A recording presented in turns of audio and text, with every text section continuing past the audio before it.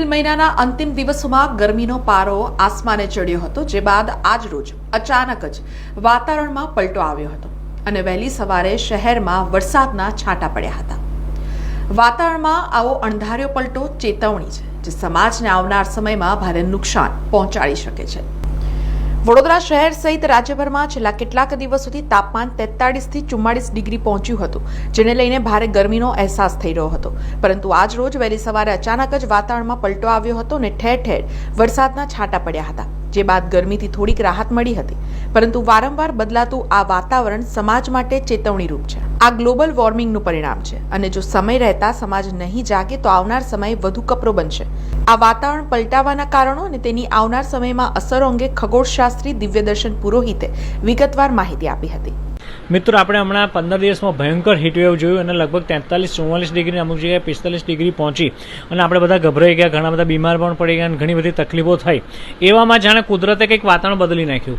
ખરેખર કુદરતે કેમ બદલ્યું? તો કે માણસની સુખની અંદરી દોડને કારણે, એને કારણે આપણે જે દોડ્યા સુખ પામવાને કારણે, એને ફોસિલ ફ્યુઅલ જલાવી દીધું, એટલે બળતણ જલાવ્યું, કન્સ્ટ્રક્શન સાઇટ વધારી દીધી, તળાવો પૂરી દીધા, વૃક્ષો કાપી નાખ્યા, કાગળોનો અંધાધૂંધ વપરાશ કર્યો, ઇલેક્ટ્રિસિટીને પાણીનો અંધાધૂંધ વપરાશ કર્યો। આ બધાને કારણે ગ્લોબલ વોર્મિંગ ઉત્પન્ન થયું અને એને કારણે સમુદ્ર એટલા બધા તપવા માંડ્યા કે એ સમુદ્ર તપે, પછી ઉપર જાય વાદળો, પછી ઠંડા પડે, ફરી પાછી ગરમી પડે, એટલે ફરી પાછા ઉપર વાદળો બંધ થાય, એટલે પશ્ચિમી વિક્ષોભ ઉત્પન્ન થાય, હિમાલય તરફથી આવતી હવા વધારે વાદળોને ખેંચતી આવે, એટલે એને કારણે હાલમાં ઉત્તર કારાકોરમની જે પહાડીઓ છે ત્યાંથી લઈ અને હિમાલયની પહાડીઓથી લઈને બધા વાદળો આવી રહ્યા છે અને એ આખું કાશ્મીર, જમ્મુ કાશ્મીર, ઉત્તર પ્રદેશ, ઉત્તરાખંડ, આ બાજુ રાજસ્થાન, પંજાબ, હરિયાણા, પછી અડધો થોડો મધ્યપ્રદેશનો ભાગ, ગુજરાતનો લગભગ ઘણો બધો ભાગ આ બધો કવર કરે છે અને ઘણી જગ્યાએ ભારે વરસાદ પડશે, ઘણી જગ્યાએ હલકા, જ્યાં આજે સવાર વડોદરામાં બાંદાબુંદી થઈ એવા છાંટા પડશે, પણ આ વરસાદ પડશે ચોક્કસ છે। એને કારણે તાપમાન નીચે જતું રહ્યું છે।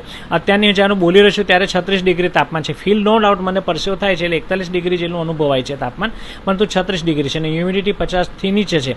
એટલે આજે વડોદરાની વાત કરીએ તો ભયંકર વરસાદ પડવાની સંભાવના નથી, છાંટા પડશે, પણ એના સિવાય ગુજરાતના ઘણા બધા ક્ષેત્રોમાં, લગભગ 30-40% ક્ષેત્રોમાં અંધાધૂંધ ધોધમાર વરસાદ પડવાની સંભાવના પણ રહેલી છે। ભલે એ લાંબો ના ચાલે, ચોમાસા જેલો ના થાય, પરંતુ એ બે મોસમી વરસાદ પાક માટે ખરાબ, વૃક્ષો માટે, વનસ્પતિઓ માટે ખરાબ, આપણી પોતાની જીવસૃષ્ટિ માટે, એટલે આપણી માનવ બોડી આપણે વિસ્ટેન ના કરી શકે। એકદમ ગરમીથી એકદમ ધોધમાર, એટલે વરસાદમાં પડે જતા રહે ઠંડકમાં, એટલે તરત જ આપણી બોડી ચીસ પાડવા માંડે, એટલે ઇટ મીન્સ કે શરીરને અસર થવા માંડે, એટલે જીવસૃષ્ટિને અસર થાય, વનસ્પતિને અસર થાય, પાણીને અસર થાય, સમગ્ર પર્યાવરણને અસર થાય, એટલે આવી પણ સંભાવના રહેલી છે।